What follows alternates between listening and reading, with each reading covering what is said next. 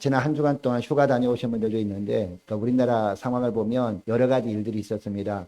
그 중에서 많은 분들이 정말 염려하고 또 두려움에 떨게 한 그런 사건들이 있었죠. 신림동에 그 흉기 난동 사건이 있었고 또 며칠 뒤에 분당 서현역에 또 비슷한 사건이 있었습니다. 그리고 여기저기서 묻지마 칼부림 예고를 하는 글들이 막 올라와가지고 사람들이 호신용품을 사야 되나 이런 걱정들을 하면서 지냈던 한 주간이었던 것 같습니다. 특별히 서현역에서 이 한 60대 그 여성분이 피해를 당하셨거든요. 다른 분들은 부상을 당해서 치료를 받고 있는데 60대 여성분은 심정지 상태에 있다가 돌아가셨다는 그런 이야기를 들으면서 이제 많은 분들이 안타까워하고 있습니다. 그날도 집 앞에 늘 다니던 길이었다고 합니다. 날마다 이렇게 산책하는 길이었는데 그날도 이제 부부가 함께 산책을 하다가 이제 남편은 부인을 보호하기 위해서 길가 쪽에서 걷고 그리고 부인은 인도 쪽에서 걷고 있었대요. 그런데 갑자기 인도 쪽으로 차가 그냥 전속력으로 돌진하면서 그냥 들이받아 버렸다는 거죠. 그래서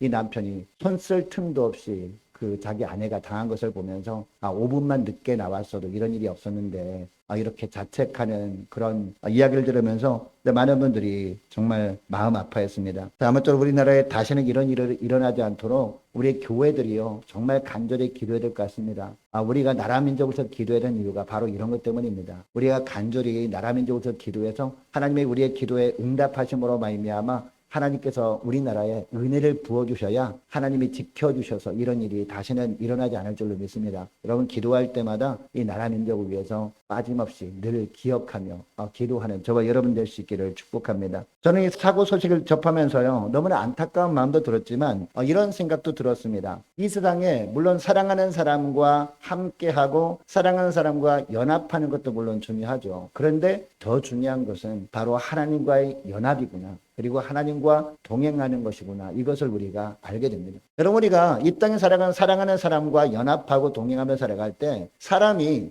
앞날을 다 내다볼 수 있다면 안전할 수 있겠죠. 지켜주니까. 보호자가 지켜주니까. 그런데 여러분 사람은 한계가 있잖아요. 바로 코앞에 일어날 일도 모르는 것이 바로 우리 아닙니까? 그런데 우리 하나님 어떻습니까? 과거, 현재, 미래까지 다 아십니다. 믿으십니까? 그 하나님께서 우리의 선한 목자 되어주시겠다고 하니까 얼마나 감사합니까? 그 하나님과 연합하고 그 하나님과 동행하는 것이 무엇보다 중요하다. 그래서 주님께서 뭐라고 하십니까? 요한복음 15장에 보니까 이런 말씀합니다. 내 안에 거하라. 나도 너희 안에 거하리라. 라고 하시죠. 그리고 어떤 말씀까지 합니까? 나를 떠나서는 너희가 아무것도 할 수 없다. 왜? 내일 일을 전혀 모르는 존재이기 때문에 우리는 주님을 떠나서는 주님의 은혜가 아니고서는요 우리가 한순간도 살아갈 수 없는 존재니까 주님께서 뭐라고 하신다고요? 나의 안에 거하라. 나도 너희 안에 거하리라. 이 말씀을 하신다라는 거죠. 여러분 여기서 주님 안에 거한다라는 것은 주님과 연합한다라는 의미거든요. 하나님과 연합한다라고 할 때 이 연합이라는 단어는 어떤 의미일까요? 찰싹 달라붙다라는 의미예요. 악교로 붙이다라는 뜻입니다. 여러분 악교로 붙인 것을 떼어낼 수 있습니까? 떼어낼 수 없죠. 목공에 하는 분들 보면 나무를 붙일 때 악교로 붙이잖아요. 악교로 붙이면 절대 떨어질 수 없는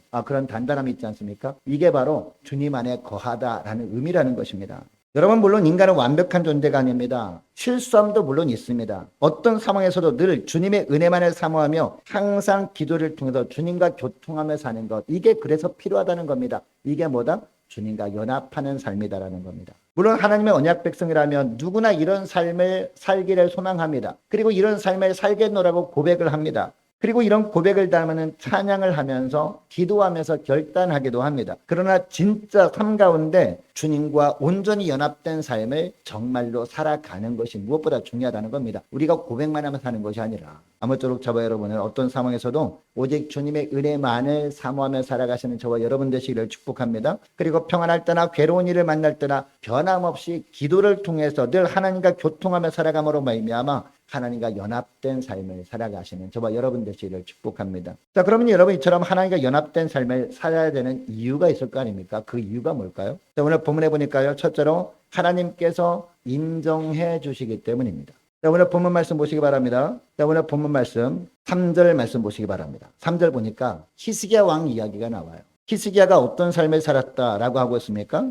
3절 보니까 히스기야가 그의 조상 다윗의 모든 행위와 같이 여호와께서 보시기에 정직하게 행하여 라고 하고 있습니다. 여러분이 3절 말씀을 통해서 우리가 알 수 있는 사실이 있습니다. 히스기야가 이런 삶을 살았을 때 사람들은 왜 굳이 저렇게 힘들게 살아야 되나라고 생각할 수는 있습니다. 그러나 하나님께서 인정해 주셨다라는 겁니다. 이 3절 말씀을 보면. 여러분, 이 3절 말씀에 보니까 특별히 다윗이 나오잖아요. 다윗의 삶의 특징이 어떤 거였다?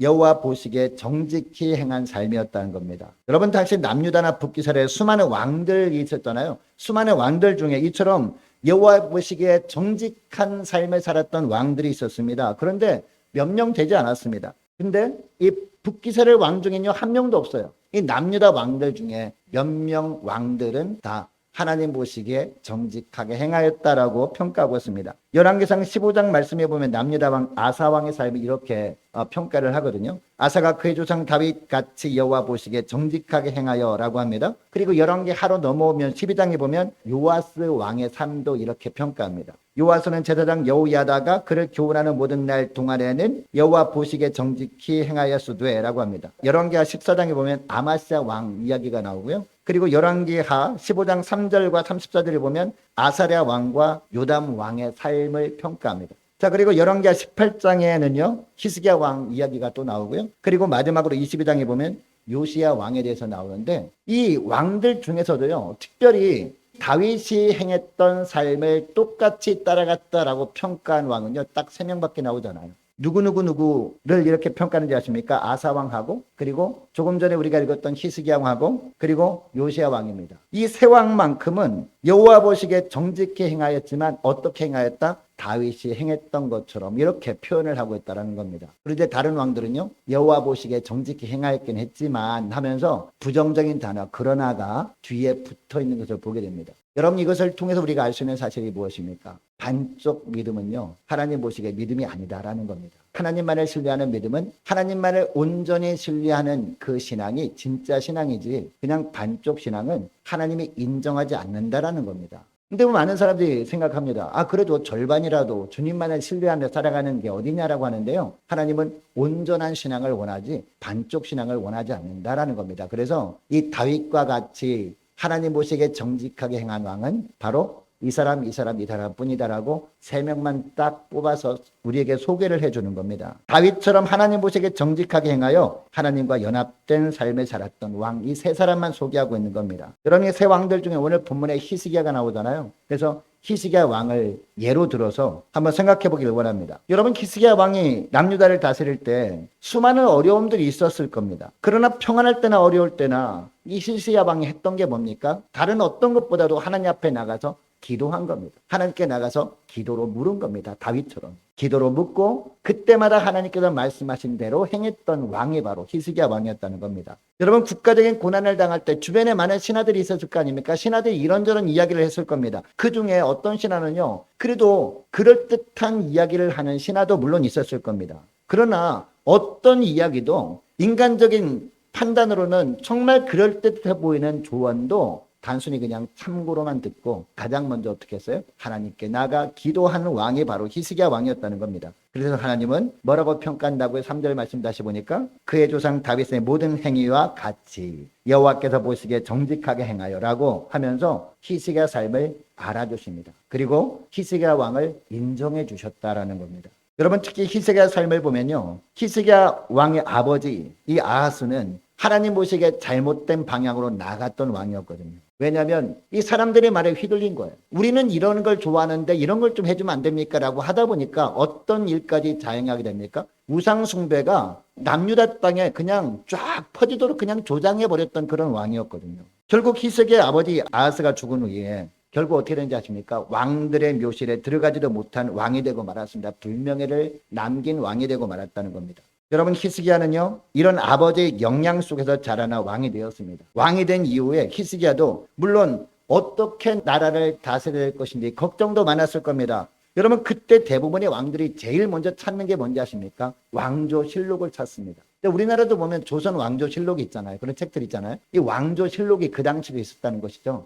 이 아하스 왕도 나라를 다스리면서 날마다 기록해둔 것이 있지 않습니까? 오늘은 이런 재판이 있었고 오늘은 어떤 일이 있었는데 어떤 신하가 이런 말을 했고 그런 말 따라서 이렇게 했다. 그랬더니 이런 일이 있었다. 이렇게 왕조실록이 쭉 기록되어 있었단 말이에요. 그 왕조실록을 떠들쳐 보면서 이 아버지가 이런 때는 어떻게 했고 저런 때는 어떻게 했고 라는 것을 날마다 본 거죠. 히스기야 왕이. 근데 그때 봤더니 히스기야가 이 아버지가 왕으로서 나라를 어떻게 다스리는지 곁에서 지켜보면 잘하긴 했지만 거기 기록된 것을 보면서 야, 우리 아버지는 이렇게 하나님 보시기에 합당하지 않는 길로 이렇게 걸어갔구나. 이런 일도 했구나. 나는 이런 삶을 살지 말아야 돼. 나는 그래도 하나님 앞에서 살아야 되겠다. 이렇게 결단을 했다라는 것이죠. 하나님 앞에서 정직하게 행하기보다도 사람들이 눈을 의식해서 행했던 일들이 너무나 많았던 겁니다. 히스기야가 이 아버지가 신하들을 통해서 써놓은 왕조실록을 보니까 그 모습을 지켜보면서 히스기야는 다짐한 겁니다. 나는 절대로 아버지처럼 하지 않으리라. 사람들의 눈치 살피지 않고 나는 오직 하나님의 마음에 맞게 나라를 다스리리라. 이렇게 결단을 했던 겁니다. 그리고 아버지 아하스가 죽은 이후에 이 히스기야는 어떤 삶을 살았다고요? 다윗이 행한 모든 길로 나아갑니다. 다윗이 어떤 일이 있을 때마다 항상 주 앞에 나가 엎드려 기도함으로 하나님께 말씀을 받고 행했던 것처럼 그렇게 똑같이 했다라는 겁니다. 이런 히스기야의 삶을 하나님이 인정해 주신 겁니다. 오늘날 우리도 살다 보면 평안을 때도 너무 힘든 고난을 겪을 때도 있습니다. 근데 여러분, 우리가 환난의 밤을 지날 때 많은 사람들이 조언을 하잖아요. 이렇게 한번 해봐 라고 조언을 합니다. 그때마다 우리가 보기에는 정말 그렇게 보이는 말을 하는 사람들도 있을 거죠. 내가 이렇게 옛날에 해봤더니 이렇게 좋게 됐어. 그러니까 이렇게 한번 해봐 라는 이야기를 들을 때 그럴듯해 보이잖아요. 여러분, 그때 우리가 어떻게 하는 것을 주님께서 기대하십니까? 그때도 사람들이 달콤한 말에 휘둘리지 않고 어떻게 하는 거? 하나님께 나가 기도하는 겁니다. 그것들은 참고만 하는 거예요. 참고만 하고 하나님께 나가 엎드려 기도하는 겁니다. 하나님, 이런저런 어려움을 만났습니다. 이때 하나님께서는 어떻게 하길 저에게 원하십니까? 라고 하나님께 나가 기도로 엎드려 묻는 겁니다. 그때마다 하나님께서 말씀하신 대로 행하는 겁니다. 물론 그때 하나님의 말씀하신 그 말씀이 그동안 나에게 찾아와서 이런저런 이야기를 하는 사람 의견과 비슷해 보일 수 있거든요. 그럼 그렇게 하는 겁니다. 그것은 그 사람의 말을 듣는 게 아니라 하나님께서 말씀하시는 것에 순종하는 것이 되잖아요. 그것을 주님께서 기대하시는 거예요. 그 모습을 주님께서 보고 싶어 하시고 그렇게 살아갈 때 주님께서 그런 우리의 삶을 어떻게 하신다? 인정해 주신다는 거죠. 알아주신다. 이 말씀을 하는 거죠. 여러분, 그때마다 하나님께서 말씀하신 대로 우리가 나가면 하나님께서 우리에게도 어떻게 말씀하십니까? 다윗의 모든 행위와 같이 여호와께서 보시기에 정직히 행했다라고 우리 주님께서 평가해 주실 줄로 믿습니다. 자, 그리고 둘째로 하나님께서 임마누엘의 축복을 주신다라는 겁니다. 어떻게 하면? 우리가 하나님과 연합된 가운데 살아가며 하나님과 연합된 삶이 뭐라고요? 어떤 상황에서도 하나님께 나가 기도하는 겁니다. 그리고 하나님의 말씀을 받고 그 말씀대로 행하는 겁니다. 그게 하나님과 연합된 삶이고 그 하나님과만 동행하는 삶인 거죠. 그런 삶을 살게 되면 어떤 축복을 주신다? 임마누엘의 축복을 주신다. 하나님이 도와주시고 승리케 하신다라는 겁니다. 여러분, 다시 다윗의 모든 행위와 같이 하나님과 기도로 교통함으로 연합된 삶을 살았던 히스기야 왕의 삶을 한번 살펴보기를 원하는데요. 여러분, 히스기야 왕 때 나라가 늘 평안하게만 했습니까? 아니잖아요. 북이스라엘이 아수르에 의해서 멸망한 이후에 바로 이어서 이 아수르 왕이 어떻게 합니까? 자기네 나라로 돌아가는 것이 아니라 계속해서 호전적으로 남하 정책을 펴니다. 북이스라엘을 이제 멸망시켰으니까 그 다음 남하 정책 바로 옆 나라가 어디예요? 남유다 아닙니까? 남유다를 침공합니다. 그래서 예루살렘을 에워싸버립니다. 북이스라엘 수도 사마리아를 에워싸고 함락시켰던 것과 똑같은 방식으로 이 남유다 수도가 어디예요? 예루살렘이잖아요. 예루살렘 성을 에워싸버립니다. 이 아수르 군사들이 예루살렘 성을 에워싸게 하고 이 아수르 왕은 누구를 보냅니까? 랍사게 장군을 보내요. 랍사게 장군을 보내가지고 이 편지를 써서 이제 히스기야 왕에게 전달되게 합니다. 어떤 편지예요? 항복하라는 거죠. 이제 완전히 포위됐으니까 북이스라엘도 이렇게 사마리아가 포위돼서 결국 함락되었다. 너희들도 이제 견딜 수 없을 거니까 너희들 빨리 함락해라. 어차피 함락될 거 좀 일찍 항복하면 너희들 그래도 좀 편하지 않겠냐라고 하면서 그런 편지를 쓴 겁니다. 막 조롱 섞인 편지, 하나님을 멸시하는 편지를 막 쓴 겁니다. 여러분, 이때 히스기야가 어떻게 합니까? 이때도 신하들 중에서 이런저런 이야기하는 사람들이 많았을 겁니다. 그죠? 우리가 어차피 군사력으로 따져봐도 싸워보나마나 한 전쟁인데 좀 일찍 항복하는 것이 어떻겠습니까? 이런 이야기를 하는 신하들이 왜 없었겠습니까? 당연히 있었을 것이죠. 여러분, 히스기야가 어떻게 합니까? 히스기야가 사람들의 말을 듣지 않고 하나님 앞에 나갑니다. 뭘 가지고 나가요? 편지를 들고 나가서 하나님 앞에 편지를 쫙 펴놓고 하나님께 기도합니다. 하나님, 상황이 이렇습니다. 주님 다 지켜보고 계시죠? 사람들이 이런저런 이야기를 합니다. 그러나 하나님, 저는 사람들의 이야기를 듣지 않고 하나님의 뜻을 묻기 위해서 엎드립니다 라고 간절히 기도하잖아요. 여러분, 기도하고 났더니 하나님께서 응답하시죠. 어떻게 응답하셔요? 기도하고 났더니 하나님께서 천군 천사를 보내십니다. 어디로? 이 아수르 군사 진영으로. 천군 천사. 영적인 존재가 눈에 안 보이잖아요. 영적인 군대니까. 천군 천사를 딱 보내니까 어떤 일이 벌어졌어요? 이 아수르 진영 안에서 막 자중질환이 벌어진 거예요. 스스로 자기들 편끼리 막 총질을 한 거예요. 막 칼로 막 찔러 죽이고 서로가 적군인 줄 알고 결국 하룻밤 사이에요. 거의 다 몰살당해버리죠. 군사들이. 이 아수르 왕이 아침에 일어나 보니까 난리가 난 겁니다. 남유다 군사가 쳐들어와가지고 이렇게 한 것이 아니라 자기들끼리 치고받고 하면서 난리가 난 겁니다. 결국 어떻게 했어요? 결국 퇴각할 수밖에 없었죠. 이 아수르로. 결국 아수르로 돌아갔다가 왕이 죽잖아요. 배신을 당해서 죽잖아요. 쿠데타 일어나가지고.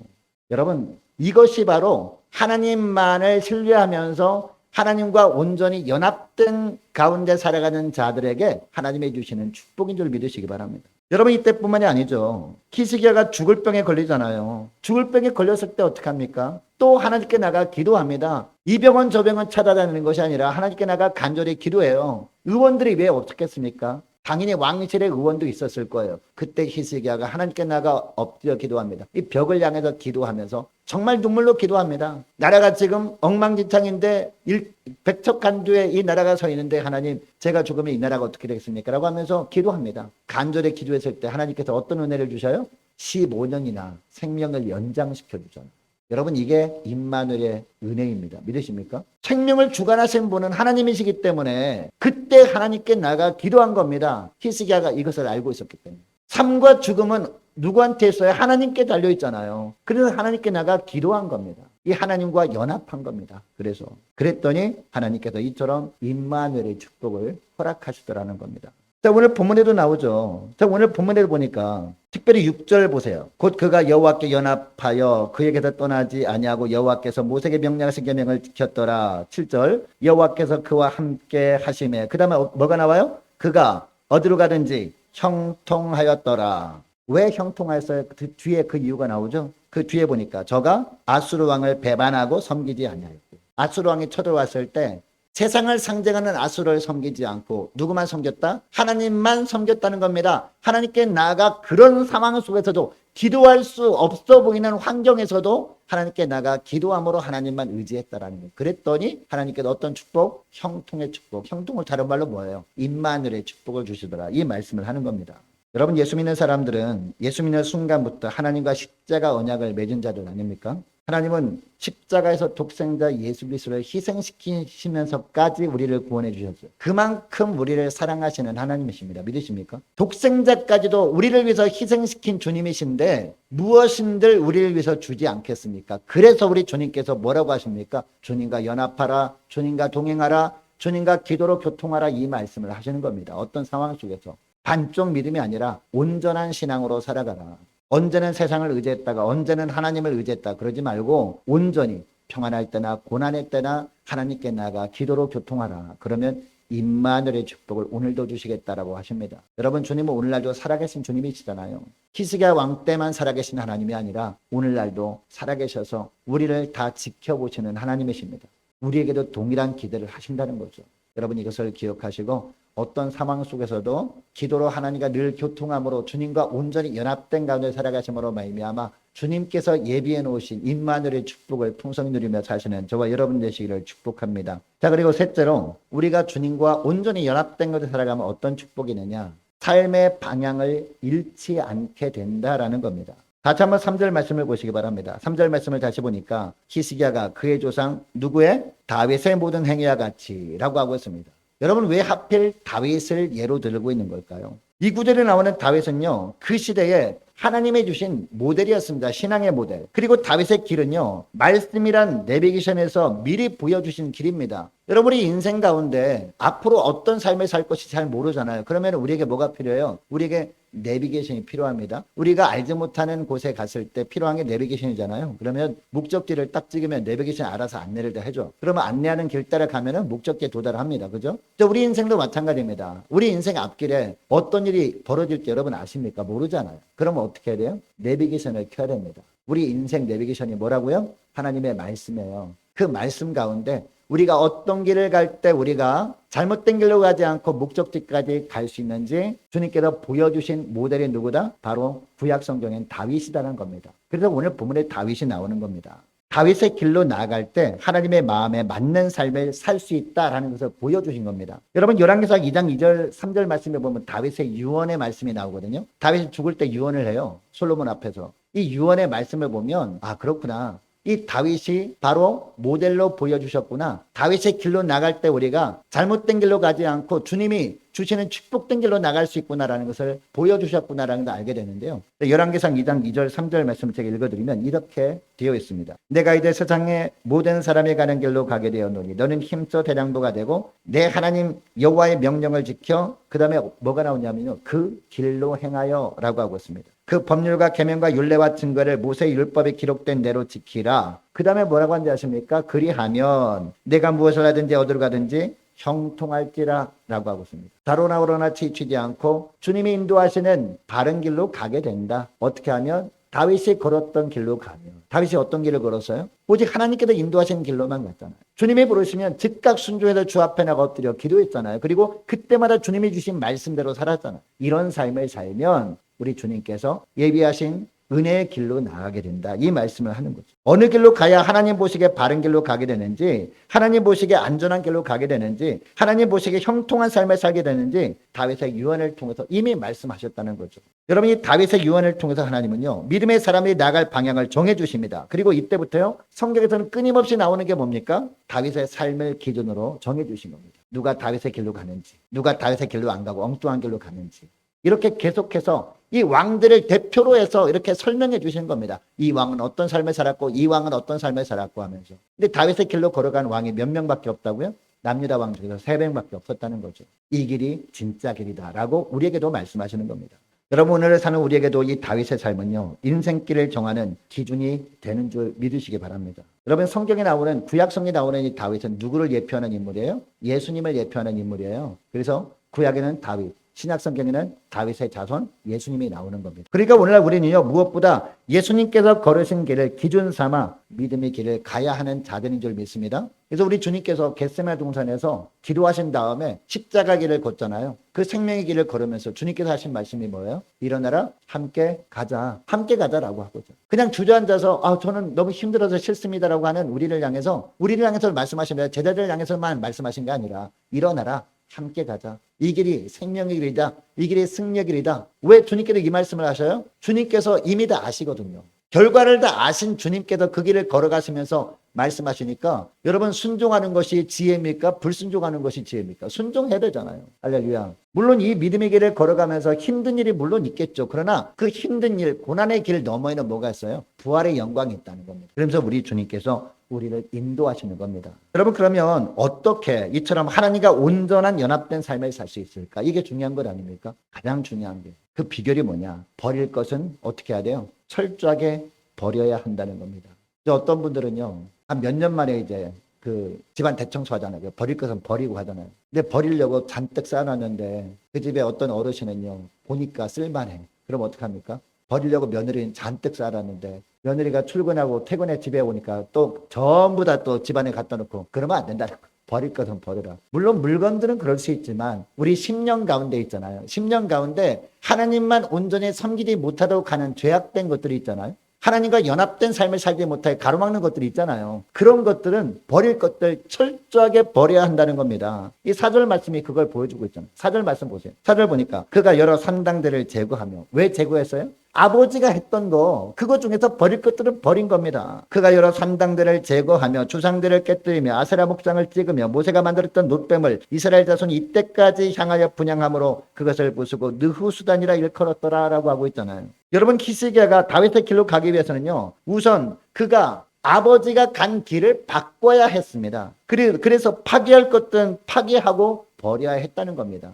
그런데 여러분 조상이 했던 일들을 없애는 것 쉬운 일일까요? 결코 쉬운 일은 아니었을 겁니다. 전통을 바꾸는 것 그것도 어려운 일이었을 겁니다. 여러분 4절에 나오는 동사들을 보니까요. 전부 다 파괴와 관련된 그런 동사들입니다. 아버지가 세운 산당들을 제거합니다. 주상들을 깨뜨립니다. 그리고 목상들을 찍어버립니다. 그런데 이상한 것은요. 바로 놋뱀의 존재, 놋뱀. 여러분이 놋뱀이 뭐예요? 놋뱀? 모세가 광야에서 하나님의 말씀에 순종해서 만들어 장대 위에 높이 달았던 놋뱀 아닙니까? 그죠? 그때 놋뱀을 쳐다보므로 불뱀에 물렸던 사람들 살게 되잖아요. 우리가 잘 아는 내용 아닙니까? 여러분 이 놋뱀은 하나님의 말씀에 순종하는 것이 얼마나 중요한 것인지 보여주는 거 아닙니까? 상징적인 물건 아닙니까? 그리고 이 장대 위에 달린 놋뱀은 누구를 상징해요? 신약에 넘어오면 요한복음 3장에 보면 십자가에 달리신 예수 그리스도를 상징하죠. 여러분 그래서 인간적으로 보면 이런 이유 때문에 역사적으로 소장할 가치가 있는 물건처럼 보였습니다. 그래서 잘 보존해 두었다가 후손들에게 신앙교육 자료로 쓰면 좋겠다라고 생각할 수도 있었습니다.